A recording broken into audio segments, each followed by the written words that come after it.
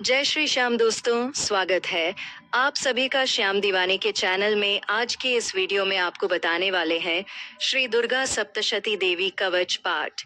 बिल्कुल हिंदी में जो, और 18 पुराणों में से एक मार्कंडेय पुराण के अंदर देवी कवच मतलब दुर्गा कवच के श्लोक अंतर्भूत है। देवी कवच को भगवान ब्रह्मा ने ऋषि मार्कंडेय को सुनाया और उसने 47 श्लोक शामिल है। इसके बाद के 9 इस श्लोकों में लिखी है। फल श्रुति का मतलब होता है कि इसको पढ़ने या फिर सुनने का क्या फल प्राप्त होता है, ये बताया गया है। तो आइए जानते हैं। जाने से पहले वीडियो को लाइक कर दीजिए और कमेंट बॉक्स में जय मां लक्ष्मी जय श्री राम लिख दीजिए। माता लक्ष्मी आपके घर के भंडार धन धान्य से भरे रहे। इसमें भगवान ब्रह्मा देवी पार्वती माँ की 9 अलग अलग देवी रूपों में प्रशंसा करते हैं। भगवान ब्रह्मा प्रत्येक को देवी कवच को पढ़ने या फिर सुनने के लिए प्रोत्साहित कर रहे हैं और देवी माँ का आशीर्वाद मांगने के लिए अनुरोध भी कर रहे हैं। जो भी इस कवच का पाठ करता है या फिर सुनता है, वह दुर्गा माँ से आशीर्वाद प्राप्त करता है। इसलिए प्रत्येक मनुष्य को देवी कवच का पाठ पढ़ने या फिर सुनना चाहिए, ऐसा ब्रह्मा जी कहते हैं। तो अब पूरे भक्ति भाव के साथ माँ दुर्गा का ध्यान करते हुए दुर्गा कवच के पाठ का प्रारंभ करते हैं। सबसे पहले वियोग है ओम नमः चंडिकाई। माँ दुर्गा के चंडी रूप को हमारा नमन है। यह भगवान ब्रह्मा जी के द्वारा लिखा गया, जिसमें कुल 56 छंद है। चामुंडा देवता, जगदम्बा माता इत्यादि का ध्यान करके हम इस दुर्गा सप्तशती के पाठ का प्रारंभ कर रहे हैं। मार्कंडे जी पिता ब्रह्मा जी से कह रहे हैं कि हे भगवान ब्रह्मा, जो इस विषय में रहस्यपूर्ण है तथा जो सभी की रक्षा करता है और हमें धर्म से बचाता है, जिसे आपने अभी तक किसी को दिखाई भी नहीं है, ऐसा कोई साधन या उपाय मुझे बताइए। मार्कंडे जी के इस प्रश्न पर भगवान कहते हैं, सावन का नाम तो देवी कवच ही है, जो इस विश्व में अत्यधिक गोपनीय है। वह देवी कवच सभी का कल्याण करने वाला, पवित्रता और पुण्य देने वाला है। आपको इसी का ही जाप करना चाहिए, इसे ही आपका उद्धार होगा। माँ दुर्गा की 9 मूर्तियां हैं। माँ दुर्गा का प्रथम स्वरूप है माँ शैलपुत्री। दूसरा स्वरूप है माँ ब्रह्मचर्य। माँ दुर्गा का तीसरा स्वरूप है माँ चंद्रघंटा और चौथा स्वरूप है माँ कुष्मांडा। उनका पांचवा रूप स्कंद माता का है और छठा रूप माँ कात्यायनी है।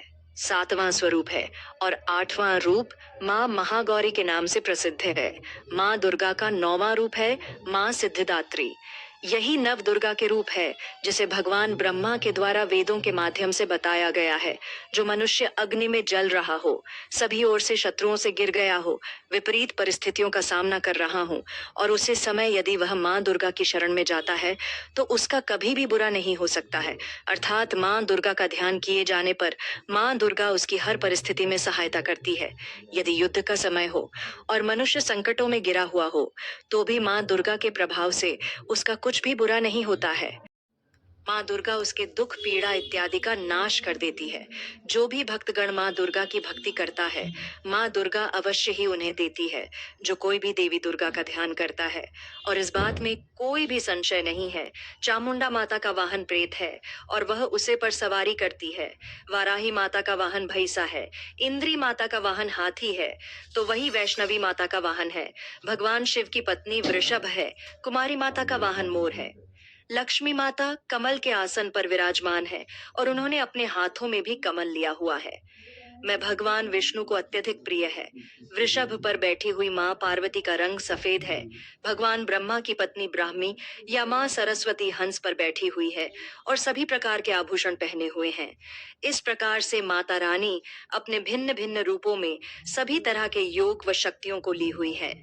उन्होंने कई प्रकार के आभूषण भारत में पहने हुए हैं, जो उनकी शोभा को बढ़ा रहे हैं। नवीन दुर्गा का नाम सिद्धिदात्री है। ये सब नाम सर्वज्ञ महात्मा वेद भगवान के द्वारा ही प्रतिपादित हुए हैं। ये सब नाम सर्वज्ञ महात्मा वेद भगवान के द्वारा ही प्रतिपादित हुए हैं। जो मनुष्य अग्नि में जल रहा हो, रणभूमि में शत्रुओं से घिर गया हो, विषम संकट में फंस गया हो, तथा इस प्रकार भय से आतुर होकर जो भगवती दुर्गा की शरण में प्राप्त हुए हों, उनका कभी कोई अमंगल नहीं होता। युद्ध समय संकट में पड़ने पर भी उनके ऊपर कोई विपत्ति नहीं दिखाई देती। उनके शोक, दुस्सरनीक और भय की प्राप्ति नहीं होती। जिन्होंने भक्तिपूर्वक देवी का स्मरण किया है, उनका निश्चय ही अभ्युदय होता है। देवेश्वरे, जो तुम्हारा चिंतन करते हैं, उनकी तुम निसंदेह रक्षा करती हो। चामुंडा देवी प्रेत पर आरूढ़ होती हैं। वाराही भैंसे पर सवारी करती हैं। ऐन्द्री का वाहन ऐरावत हाथी है। वैष्णवी देवी गरुड़ पर ही आसन जमाती हैं। माहेश्वरी वृषभ पर आरूढ़ होती हैं। कौमारी का मयूर है, भगवान विष्णु की प्रियतमा। लक्ष्मी देवी कमल के आसन पर विराजमान हैं और हाथों में कमल धारण किए हुए हैं। वृषभ पर आरूढ़ ईश्वरी देवी ने श्वेत रूप धारण कर रखा है। ब्राह्मी देवी हंस पर बैठी हुई हैं और सब प्रकार के आभूषणों से विभूषित हैं। इस प्रकार ये सभी माताएं सब प्रकार की योग शक्तियों से संपन्न हैं। इनके सिवा और भी बहुत सी देवियां हैं जो अनेक प्रकार के आभूषणों की शोभा से युक्त तथा नाना प्रकार के रत्नों से सुशोभित हैं। ये संपूर्ण देवियां क्रोध में भरी हुई हैं और भक्तों की रक्षा के लिए रथ पर बैठी दिखाई देती हैं।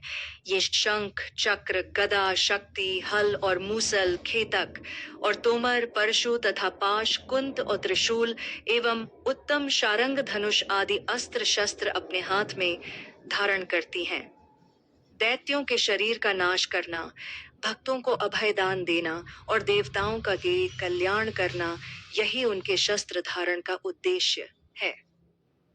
महान रौद्र रूप, अत्यंत घोर पराक्रम, महान बल और महान उत्साह वाली देवी, तुम महान भय का नाश करने वाली हो। तुम्हें नमस्कार है।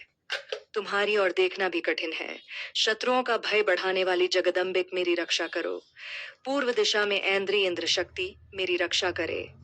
अग्निकोण में अग्निशक्ति, दक्षिण दिशा में वाराही तथा नैऋत्य कोण में खड्ग धारिणी मेरी रक्षा करे। पश्चिम दिशा में वारुणी और वायव्य कोण में मृग पर सवारी करने वाली देवी मेरी रक्षा करे। उत्तर दिशा में कौमारी और ईशान कोण में शूलधारिणी देवी रक्षा करे। ब्रह्माणी, तुम ऊपर की ओर से मेरी रक्षा करो और वैष्णवी देवी नीचे की ओर से मेरी रक्षा करे। इसी प्रकार शव को अपना वाहन बनाने वाली चामुंडा देवी दसों दिशाओं में मेरी रक्षा करे। जया आगे से और विजया पीछे की ओर से मेरी रक्षा करे। वाम भाग में अजिता और दक्षिण भाग में अपराजिता रक्षा करे। उद्योतिनी शिखा की रक्षा करे। उमा मेरे मस्तक पर विराजमान होकर रक्षा करे। ललाट में मालाधरी रक्षा करे और यशस्विनी देवी मेरी भौहों का संरक्षण करे। भौहों के मध्य भाग में त्रिनेत्रा और नथुनों की यमघंटा देवी रक्षा करे। लाट में मालाधरी रक्षा करे और यशस्विनी देवी मेरी भौहों का संरक्षण करे। भौहों के मध्य भाग में त्रिनेत्रा और नथुनों की यमघंटा देवी रक्षा करे। नासिका में सुगंधा और ऊपर के ओंठ में चर्चिका देवी रक्षा करे। नीचे के ओंठ में अमृत कला तथा जिह्वा में सरस्वती रक्षा करे। कौमारी दांतों की और चंडिका कंठ प्रदेश की रक्षा करे। चित्रघंटा गले की घाटी और महामाया तालु में रहकर रक्षा करे। कामाक्षी ठोड़ी की और सर्वमंगला मेरी वाणी की रक्षा करे।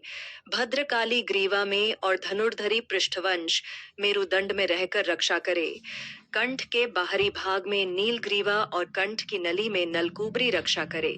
दोनों कंधों में खड्गिनी और मेरी दोनों भुजाओं की वज्र धारिणी रक्षा करे। दोनों हाथों में दंडनी और उंगलियों में अंबिका रक्षा करे। शूलेश्वरी नखों की रक्षा करे। कुलेश्वरी कुक्ष पेट में रहकर रक्षा करे। महादेवी दोनों स्तनों की और शोक विनाशिनी देवी मन की रक्षा करे। ललिता देवी हृदय में और शूलधारिणी उदर में रहकर रक्षा करे। नाभि में कामिनी और गुह्य भाग की गुह्येश्वरी रक्षा करे। पूतना और कामिका लिंग की और महिषवाहिनी गुदा की रक्षा करे। भगवती कटि भाग में और विंध्यवासिनी घुटनों की रक्षा करे। संपूर्ण कामनाओं को देने वाली महाबला देवी दोनों पिंडलियों की रक्षा करे। नारसिंही दोनों घुट्टियों की और तेजसी देवी दोनों चरणों के पृष्ठ भाग की रक्षा करे। श्रीदेवी पैरों की उंगलियों में और तलवासिनी पैरों के तलुओं में रहकर रक्षा करे। अपनी दाढ़ों के कारण भयंकर दिखाई देने वाली दंष्ट्राकराली देवी नखों की और ऊर्ध्वकेशिनी देवी केशों की रक्षा करे। रोमावलियों के छिद्रों में कौबेरी और त्वचा की वागीश्वरी देवी रक्षा करे। पार्वती देवी रक्त, मज्जा, वसा, मांस, हड्डी और मेद की रक्षा करे। आंतों की कालरात्रि और पित्त की मुकुटेश्वरी रक्षा करे। मूलाधार आदि कमल कोशों में पद्मावती देवी और कफ में चूड़ामणि देवी स्थित होकर रक्षा करे। नख के तेज की ज्वालामुखी रक्षा करे, जिसका किसी भी अस्त्र से भेदन नहीं हो सकता। वह अभेद्या देवी शरीर की समस्त संधियों में रहकर रक्षा करे। ब्रह्माणी, आप मेरे वीर्य की रक्षा करें। छत्रेश्वरी छाया की तथा धर्मधारिणी देवी मेरे अहंकार, मन और बुद्धि की रक्षा करे। हाथ में वज्र धारण करने वाली वज्रहस्ता देवी मेरे प्राण, अपान, व्यान, उदान और समान वायु की रक्षा करे। कल्याण से शोभित होने वाली भगवती कल्याण शोभना मेरे प्राण की रक्षा करे। रस, रूप, गंध, शब्द और स्पर्श इन विषयों का अनुभव करते समय योगिनी देवी रक्षा करे तथा सत्व गुण, रजोगुण और तमोगुण की रक्षा सदा नारायणी देवी करे। वाराही आयु की रक्षा करे, वैष्णवी धर्म की रक्षा करे तथा चक्रिणी चक्र धारण करने वाली देवी यश, कीर्ति, लक्ष्मी, धन तथा विद्या की रक्षा करे। इंद्राणी, आप मेरे गोत्र की रक्षा करें। चंडिके, तुम मेरे पशुओं की रक्षा करो। महालक्ष्मी पुत्रों की रक्षा करे और भैरवी पत्नी की रक्षा करे। मेरे पथ की सुपथा तथा मार्ग की क्षेम करी रक्षा करे। राजा के दरबार में महालक्ष्मी रक्षा करे तथा सब ओर व्याप्त रहने वाली विजया देवी संपूर्ण भयों से मेरी रक्षा करे। देवी, जो स्थान कवच में नहीं कहा गया है, रक्षा से रहित है, वह सब तुम्हारे द्वारा सुरक्षित हो, क्योंकि तुम विजयशालिनी और पापनाशिनी हो। यदि अपने शरीर का भला चाहे तो मनुष्य बिना कवच के कहीं एक पग भी न जाए। कवच का पाठ करके ही यात्रा करे। कवच के द्वारा सब ओर से सुरक्षित मनुष्य जहां जहां भी जाता है, वहां वहां उसे धन लाभ होता है तथा संपूर्ण कामनाओं की सिद्धि करने वाली विजय की प्राप्ति होती है। वह जिस जिस अभीष्ट वस्तु का चिंतन करता है, उसको निश्चय ही प्राप्त कर लेता है। वह पुरुष इस पृथ्वी पर तुलना रहित महान ऐश्वर्य का भागी होता है। देवी का यह कवच देवताओं के लिए भी दुर्लभ है। जो प्रतिदिन नियम पूर्वक तीनों संध्याओं के समय श्रद्धा के साथ इसका पाठ करता है, उसे दैवी कला प्राप्त होती है तथा वह तीनों लोकों में कहीं भी पराजित नहीं होता। इतना ही नहीं, वह अपमृत्यु रहित हो 100 से भी अधिक वर्षों तक जीवित रहता है। मकरी, चेचक और कोढ़ आदि उसकी संपूर्ण व्याधियां नष्ट हो जाती हैं। कनेर, भांग, अफीम, धतूरे आदि का स्थावर विष, सांप और बिच्छू आदि के काटने से चढ़ा हुआ जंगम विष तथा अहिफेन और तेल के संयोग आदि से बनने वाला कृत्रिम विष, ये सभी प्रकार के विष दूर हो जाते हैं, उनका कोई असर नहीं होता। इस पृथ्वी पर मारण, मोहन आदि जितने आभिचारिक प्रयोग होते हैं तथा इस प्रकार के मंत्र यंत्र होते हैं, वे सब इस कवच को हृदय में धारण कर लेने पर उस मनुष्य को देखते ही नष्ट हो जाते हैं। ये ही नहीं, पृथ्वी पर विचरने वाले ग्राम देवता, आकाशचारी देव विशेष, जल के संबंध से प्रकट होने वाले गण, उपदेश मात्र से सिद्ध होने वाले निम्न कोटि के देवता, अपने जन्म से साथ प्रकट होने वाले देवता, कुल देवता, माला, कंठमाला आदि, डाकिनी, शाकिनी, अंतरिक्ष में विचरण करने वाली अत्यंत बलवती भयानक डाकिनियां, ग्रह, भूत, पिशाच, यक्ष, गंधर्व, राक्षस, ब्रह्म राक्षस, बेताल, कूष्मांड और भैरव आदि अनिष्टकारक देवता भी हृदय में कवच धारण किए रहने पर उस मनुष्य को देखते ही भाग जाते हैं। कवचधारी पुरुष को राजा से सम्मान वृद्धि प्राप्ति होती है। यह कवच मनुष्य के तेज की वृद्धि करने वाला और उत्तम है। कवच का पाठ करने वाला पुरुष अपनी कीर्ति से विभूषित भूतल पर अपने सुयश से साथ साथ वृद्धि को प्राप्त होता है। जो पहले कवच का पाठ करके उसके बाद सप्तशती छंडी का पाठ करता है, उसकी जब तक वन, पर्वत और काननों सहित यह पृथ्वी टिकी रहती है, तब तक यहाँ पुत्र, पौत्र आदि संतान परंपरा बनी रहती है।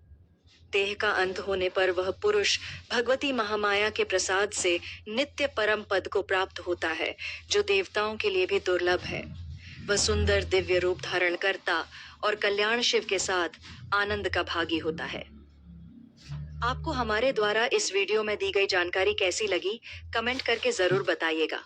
और ऐसे ही कर्म, धर्म और ज्ञान की बातें जानने के लिए श्याम दीवानी चैनल को सब्सक्राइब कर लीजिए, जिससे कि वीडियो का नोटिफिकेशन सबसे पहले आपको मिल सके और महत्वपूर्ण जानकारी छूटे ना।